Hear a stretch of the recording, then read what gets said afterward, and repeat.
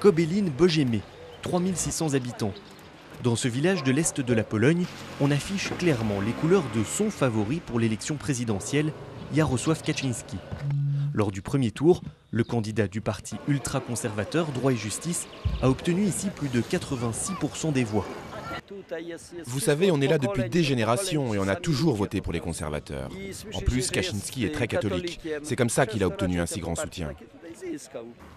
La région de Podlasie, dont Kobyłyn-Bożemy fait partie, est le fleuron de l'industrie laitière polonaise, mais c'est aussi l'une des régions les plus pauvres du pays.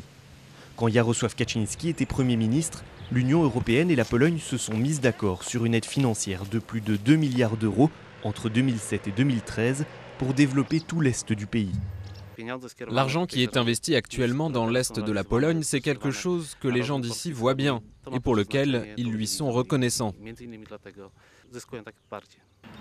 À 200 km de là, le quartier de Wilanów, dans le sud de Varsovie, n'est construit qu'à 60%.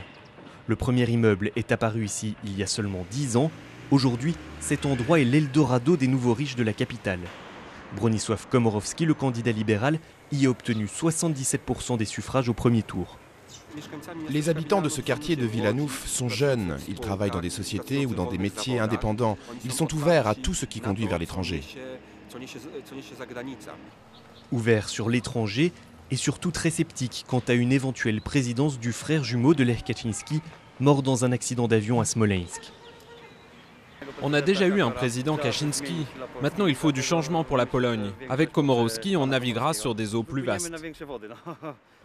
À Kobyłyn-Bożemy comme à Wilanów, la tendance n'est pas prête de s'inverser lors du second tour. Quel que soit le résultat de l'élection ce dimanche, la Pologne y sera plus qu'ailleurs partagée.